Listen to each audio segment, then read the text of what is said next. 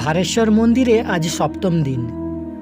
বেলা ৮টা নাগাদ পুরোহিত মশাই পুজো করতে এসেছেন। সঙ্গে যথারীতি ২৪-২৫ জন স্ত্রী পুরুষ, তারাও এসেছেন পুজো দিতে। হঠাৎ তুবড়ি বাজাতে বাজাতে এক দীর্ঘকায় গৈরিক বস্ত্র পরিহিত সাধু এক গেরুয়াধারিণীকে সঙ্গে নিয়ে মন্দিরে এসে উপস্থিত হলেন। স্ত্রীলোকটির মাথায় জটা, পুরুষটির মাথাতেও জটা, তবে তা কুণ্ডলী করে মাথায় চূড়ার আকারে বাঁধা।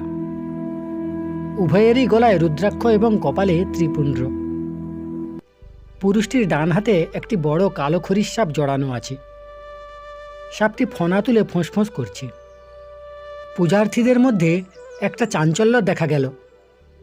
পুরোহিত মশাই তাকে দণ্ডপত জানালেন, সঙ্গে সঙ্গে আর সকলে তাকে প্রণাম করলেন, তবে দূর থেকে। पुरोहित मशाई আমাকে জানালেন, इस महात्मा का नाम जटिया बाबा।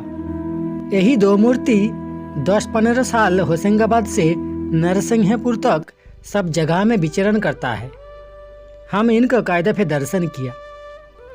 सांप के लिए कोई डर नहीं। उन्हीं तो बोलছেন কোনো ভয় নেই, কিন্তু ভরসা তো কিছু দেখছি না। বিষধর সাপ, যার এক দংশনেই পঞ্চত্ব প্রাপ্তি, তাকে নিয়ে এক ঘরের মধ্যে রাত্রি কাটাতে হবে। এই দুশ্চিন্তা আমাকে সাময়িকভাবে চঞ্চল করে তুলল। পরে এই ভেবে মনকে দৃঢ় করলাম যে এতকাল সাপদসংকুল গহন অরণ্যে যে অদৃশ্য শক্তি পদে পদে আমাকে রক্ষা করে চলেছেন, তিনিই রক্ষা করবেন। আমি আর ভেবে কি করব।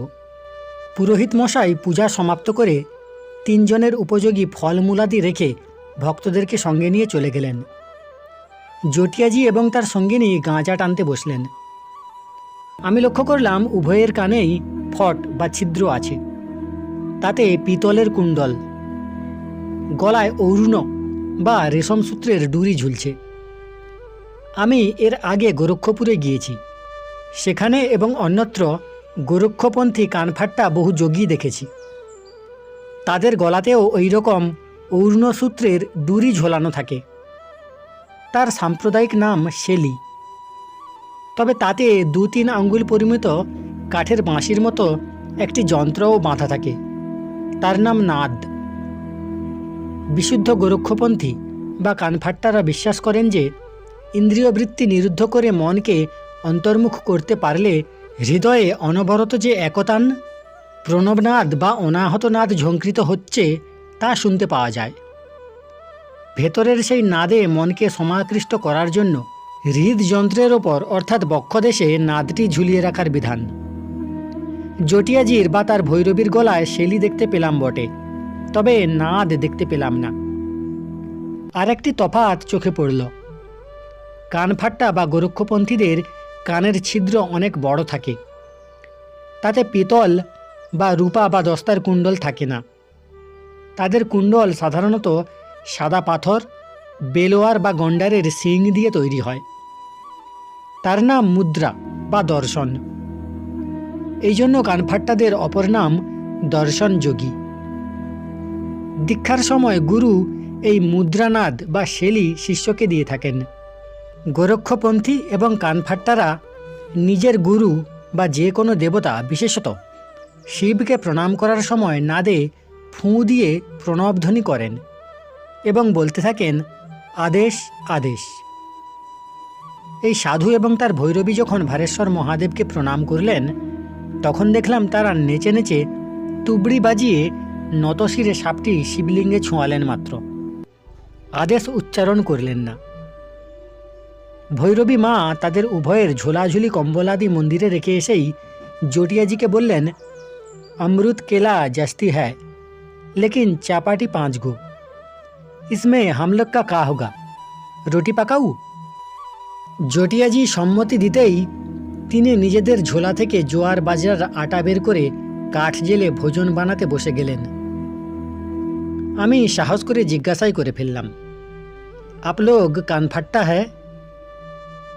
তিনি বললেন, नहीं जी, हम लोग कानीपा जोगी हूँ। शिवजी और गोरखनाथ जी को हम लोग बहुत मानता हूँ।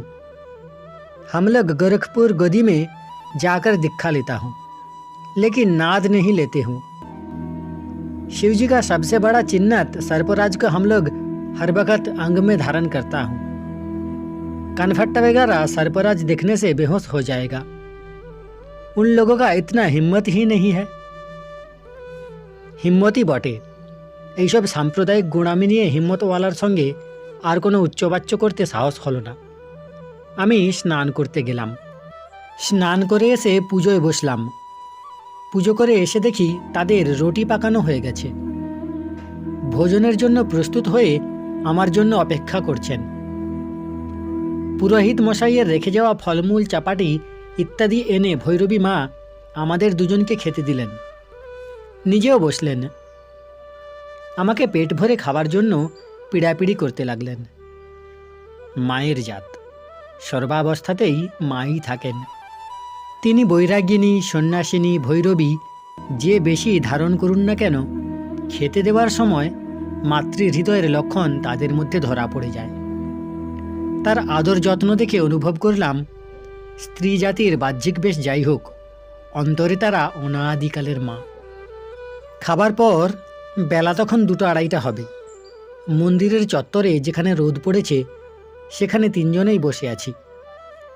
ভৈরবী মা আমাকে জিজ্ঞাসা করলেন, কলকাতা কিতনা বড়া শহর? জব্বলপুর কা তরহ ইয়া হোশঙ্গাবাদ কা তরহ?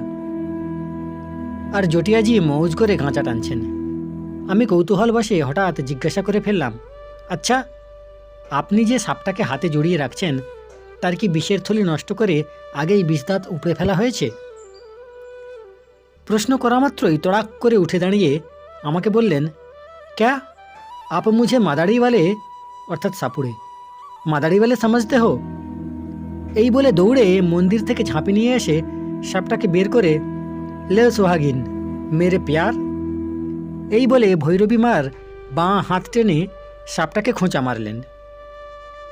চোখের নিমিষে কালসর্প তার লকলকে ফনা বের করে ছবল দিয়ে বসল।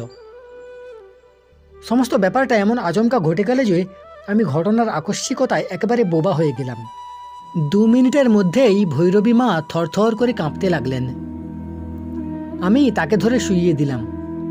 বিষের জ্বালায় তিনি ছটফট করতে করতে ক্রমে স্থির হয়ে গেলেন। শরীর ক্রমশ নীল হয়ে আসছে। চোখ দুটো ঠিকরে বেরিয়ে পড়ার উপক্রম হলো। তুম খুনি হ্যায়, বদমাশ হ্যায়, তুমকো পুলিশকে হাওয়ালে में देना ठीक है ইত্যাদি আমার মনে যা এলো তাই বলে গালাগালিজ দিতে লাগলাম। জটিয়াজি সাপটাকে ঝাঁপিতে ভরে হাসতে হাসতে মন্দিরে ঢুকলেন। তারপর শাস্ত্রু নয়নে মন্ত্র পড়তে পড়তে বেরিয়ে এসে একটা ছোট্ট কালো পাথর 10টা স্থানে জেঁকে বসিয়ে দিলেন।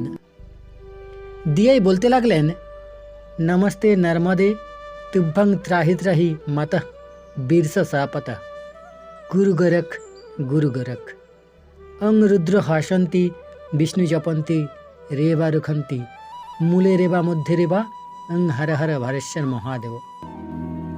প্রায় 15 মিনিট ধরে মন্ত্র পড়ার পর ভৈরবী মার চোখ মুখ স্বাভাবিক হয়ে আসলো। জটিয়াজি একটা কৌটো হতে 1 চিমটি চূর্ণ নিয়ে তার মুখের ভেতর আমাকে ঢেলে দিতে বললেন। 2 ঘন্টার মধ্যে তাকে সুস্থ হয়ে উঠতে দেখলাম। তিনি নিজেই হেঁটে মন্দিরে গিয়ে শুয়ে পড়লেন। জটিয়াজি আমাকে বললেন, क्या मंत्र की प्रभाव देखा? मंत्र की प्रभाव से हम लोग सर्पराज को अपना वश में दबा देता हूँ। गुरु गोरखनाथ जी का दया। সন্ধ্যা হয়ে গেছে। আমিও নিজের আসনে গিয়ে বসলাম। পরে কম্বল মুড়ি দিয়ে শুয়ে পড়লাম।